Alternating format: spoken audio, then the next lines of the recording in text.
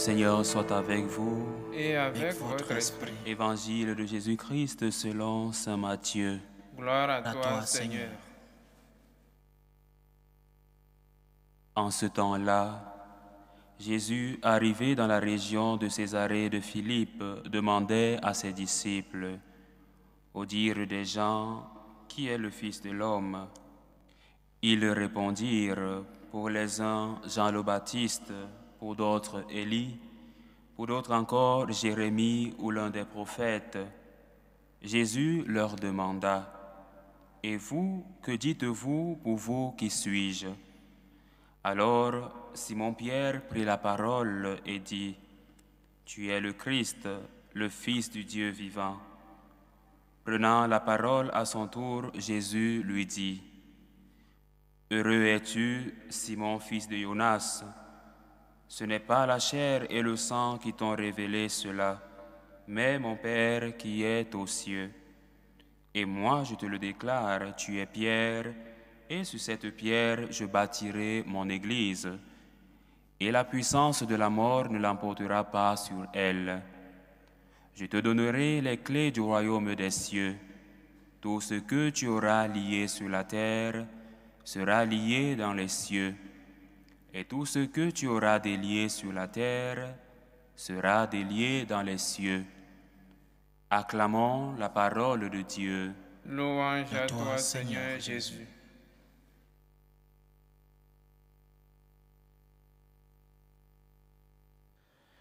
Tu es Pierre, et sur cette pierre je bâtirai mon Église. La fête de la chair de l'apôtre Saint Pierre nous parle d'une institution, le primat de Saint Pierre, mais une institution pas fondée par les hommes, pas fondée des siècles après, comme le transmet la fameuse légende, mais une institution fondée par le Christ lui-même. Tu es Pierre. C'est donc une institution divine. La papauté, le primat de Pierre, est une institution divine. C'est Jésus qui a décidé de nommer Simon, qui est devenu Pierre, de le nommer la pierre, la base de la future Église. Mais pour comprendre ce mystère, nous devons tenir compte de trois principes. Si nous ne les comprenons pas, nous courons le risque de suivre des personnes, suivre la personne du pape et non pas suivre Dieu qui se sert de cette personne. Trois principes qui nous aident à méditer sur la fête que nous célébrons aujourd'hui, la chair de Saint Pierre. Le premier principe, le primat de Pierre est fondé par le Christ avec un objectif, le service. Servir l'Église, c'est cela la finalité. La finalité de la papauté n'est pas le règne d'une personne qui exerce comme un monarque absolutiste qui fait ce qu'il veut selon ses envies et ses désirs parce qu'il est le propriétaire d'un pays ou d'une nation. Ce n'est pas ici dans le cas de Pierre. Pierre est un instrument choisi par Dieu au service du plan du salut de Dieu et sa mission a lieu. Sa mission est valide lorsque Pierre est au service de l'Église, lorsqu'il aide l'Église à prêcher la vérité révélée tant dans l'Ancien Testament que dans le Nouveau Testament. C'est donc une mission de service. Le premier principe de la chair de Saint Pierre, c'est le service. Aider en premier lieu ses frères évêques et en deuxième lieu le reste du peuple de Dieu. Les aider à marcher dans la vérité, une vocation de service. Pierre est là pour servir Dieu, pour servir le salut que le Seigneur veut nous transmettre, servir Dieu à travers l'Église, en servant le peuple de Dieu. C'est cela le premier principe. La papauté est un service. Nous dirions que la papauté est quelque chose, une institution qui vit selon la volonté serviciale que le Seigneur a voulu. Donc, le pape est un serviteur. Pierre est serviteur du Christ et de son Église pour transmettre la vérité au peuple de Dieu. Deuxième principe, cette vocation de service ne se réalise que lorsque Pierre est le gardien de la vérité. Les papes, tous les papes aujourd'hui, le pape François, avant lui, le pape Benoît XVI, le pape Jean-Paul II, Jean-Paul I, etc. Le pape n'est pas le propriétaire du message. Les papes sont des gardiens du message. Pierre doit donc conserver le dépôt de la foi, conserver la vérité révélée qui doit être transmise dans son intégralité aux générations à venir. Il n'est pas le propriétaire du message, il est le conservateur du message. Et donc, on peut et on doit lui exiger fidélité à cette vérité. Il ne peut pas, par caprice ou par désir personnel, changer l'interprétation des Écritures. Il doit le faire en continuité avec la tradition de l'Église. Alors, deuxième principe, le pape a comme mission conserver, protéger la foi de l'Église.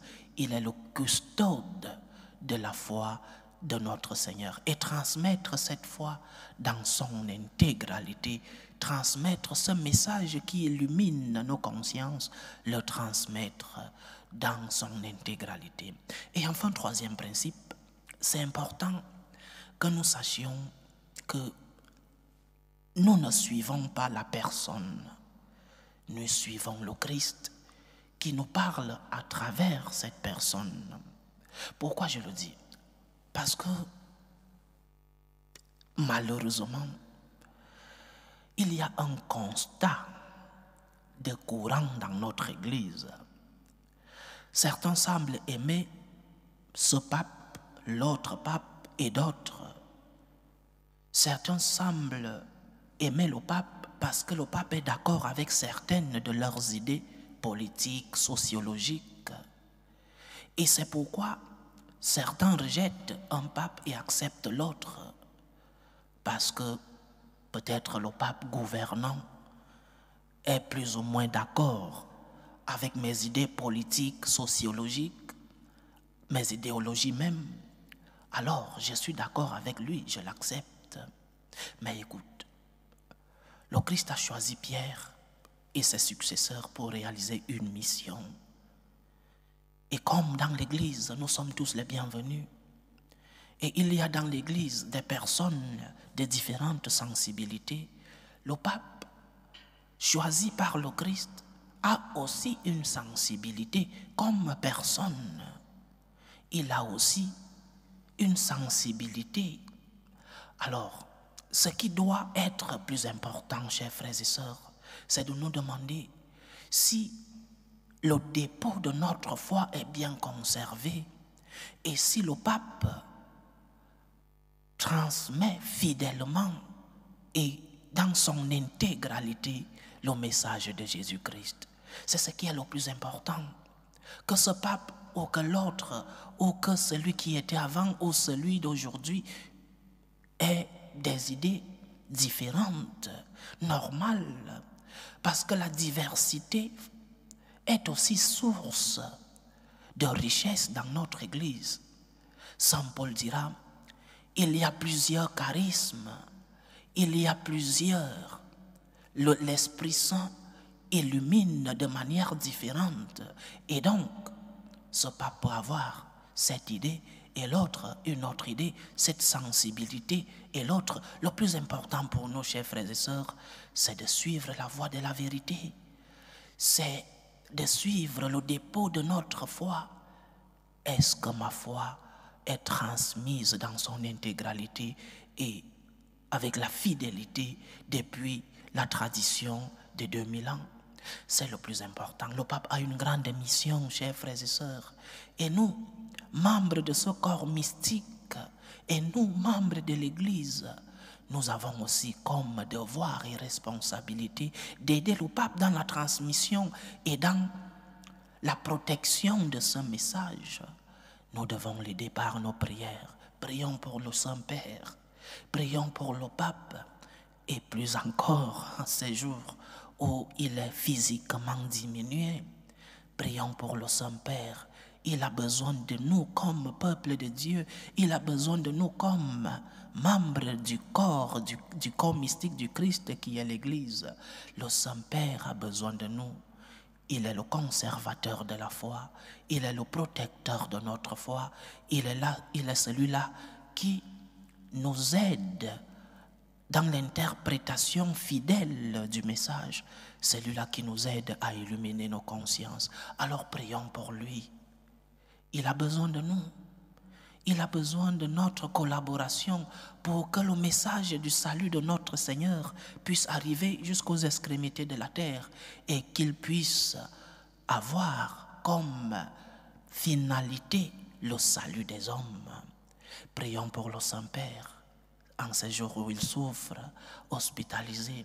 Prions pour que le Seigneur le relève, que le Seigneur le fortifie dans l'épreuve et dans la maladie, que le Seigneur puisse lui donner la force dont il a besoin pour accompagner ce peuple de Dieu si affamé de la parole et accompagner ce peuple de Dieu à trouver le chemin qui mène vers le salut.